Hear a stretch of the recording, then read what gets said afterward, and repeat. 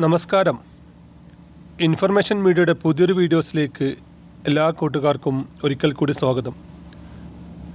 കഴിഞ്ഞ സർക്കാരിൻ്റെ അവസാന കാലത്ത് ലഭിച്ചിരുന്ന സ്ത്രീ സുരക്ഷാ പെൻഷൻ പുതിയ UDF സർക്കാർ നിർത്തലാക്കിയോ? ഈ പെൻഷൻ ലഭിക്കാൻ ഇനി സാധ്യതയുണ്ടോ? പെൻഷൻ ലഭിച്ച ആളുകളും അപേക്ഷിച്ച ആളുകളും ശ്രദ്ധിക്കേണ്ട കാര്യങ്ങളെക്കുറിച്ചുമെല്ലാം വളരെ വിശദമായി നോക്കാം. അതിനു മുന്നോടിയായി ഇൻഫർമേഷൻ മീഡിയയുടെ വീഡിയോസ് നിങ്ങൾ ആദ്യമായിട്ടാണ് ഇപ്പോൾ കാണുന്നതെങ്കിൽ ഇപ്പോൾ തന്നെ ചാനൽ സബ്സ്ക്രൈബ് ചെയ്ത് വെക്കുക. നമ്മുടെ ഈ ചാനലിൽ ഒരു തരത്തിലുള്ള മതപരമായ കാര്യങ്ങൾ, രാഷ്ട്രീയപരമായ കാര്യങ്ങളൊന്നും വരുന്നതല്ല. ഗവൺമെൻറ്റിൽ നിന്ന് ലഭിക്കുന്ന സേവനങ്ങൾ, ആനുകൂല്യങ്ങൾ, അറിയിപ്പുകൾ എന്നിവയെക്കുറിച്ച് മാത്രമായിരിക്കും വീഡിയോസുകൾ വരുന്നത്. ശ്രദ്ധിക്കുക, ഗവൺമെൻറ് സേവനങ്ങളും അറിയിപ്പുകളും എപ്പോൾ വേണമെങ്കിലും പുതിയ മാറ്റങ്ങൾ വരാം. നിങ്ങൾക്ക് ഏറ്റവും പുതിയ അറിയിപ്പുകൾ ലഭിക്കാൻ ഇപ്പോൾ തന്നെ ചാനൽ സബ്സ്ക്രൈബ് ചെയ്ത് തൊട്ടടുത്തുള്ള ബെല്ലൈക്കൺ കൂടി ക്ലിക്ക് ചെയ്യുക. ഫേസ്ബുക്കിൽ വീഡിയോ കാണുന്ന ആളുകൾ ചാനൽ ഒന്ന് ഫോളോ ചെയ്ത് ലൈക്ക് ചെയ്യാൻ കൂടി മറക്കരുത്.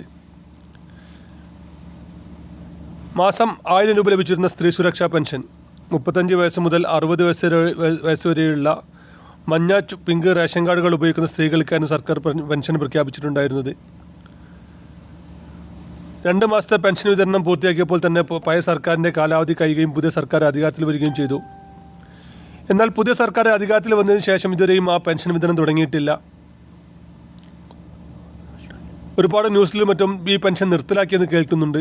എന്നാൽ സർക്കാർ ഇതുവരെയും ഔദ്യോഗികമായി ഇത് നിർത്തലാക്കിയെന്ന് അറിയിച്ചിട്ടില്ല. നിയമസഭയിലും പുറത്തുമുള്ള പുതിയ സർക്കാർ മുഖ്യമന്ത്രിയുടെ വാഗ്ദാനങ്ങൾ നമ്മൾ നോക്കുന്ന സമയത്ത് നമുക്ക് മനസ്സിലാകുന്നത് ഒരു സർക്കാരിൻ്റെ അവസാന സമയത്ത് കൊടുത്ത അപേക്ഷ കൊണ്ട് തന്നെ അതിൽ ഒരുപാട് ആളുകൾ അനർഹമായി കടന്നുകൂടിയിട്ടുണ്ട്. നമുക്കറിയാം, സർക്കാർ അതിനൊരു മാനദണ്ഡം വച്ചിരുന്നത് നിലവിൽ മഞ്ഞ, പിങ്ക് റേഷൻ കാർഡുകൾ ഉപയോഗിക്കുന്ന ആളുകൾക്കായിരുന്നു ഈ പെൻഷൻ ലഭിക്കുക എന്നുള്ളതാണ്. എന്നാൽ അനർഹമായി ഒരുപാട് ആളുകൾ പിങ്ക് റേഷൻ കാർഡുകൾ കൈവശം വെക്കുകയും ഈ പെൻഷൻ അപേക്ഷ സമർപ്പിക്കാൻ വേണ്ടി വെള്ള റേഷൻ കാർഡിൽ നിന്നും പിങ്ക് റേഷൻ കാർഡിലേക്ക് പേര് വെട്ടിമാറ്റി അപേക്ഷിച്ച ആളുകളുമുണ്ട്. ഇങ്ങനെയുള്ള ആളുകളെ കുറിച്ചെല്ലാം വിശദമായ അന്വേഷണം നടത്തിയ ശേഷം അനർഹമായ എല്ലാ ആളുകളെയും ഒഴിവാക്കിയ ശേഷം മാത്രമായിരിക്കും സർക്കാർ പെൻഷൻ വിതരണം തുടങ്ങുമെന്നാണ് ഇപ്പോൾ സർക്കാർ പറയുന്നത്. ഇതിലും സർക്കാർ ഈ ഒരു പെൻഷൻ നിർത്തലാക്കിയതിൻ്റെയും ഔദ്യോഗികമായ എവിടെയും പറഞ്ഞിട്ടില്ല, അറിയിച്ചിട്ടില്ല. നമുക്കറിയാം, പിങ്ക്, മഞ്ഞ റേഷൻ കാർഡുകൾ ഉപയോഗിക്കുന്ന ആളുകൾക്ക് സർക്കാർ കർശനമായ നിയന്ത്രണങ്ങൾ വച്ചിരുന്നു. അങ്ങനെയുള്ള കാര്യങ്ങളെല്ലാം മുൻകൈ എടുക്കാതെ ഒരുപാട് ആളുകൾ വെള്ള റേഷൻ കാർഡിൽ നിന്ന് പിങ്കിലേക്ക് മാറിയിട്ടുണ്ട്.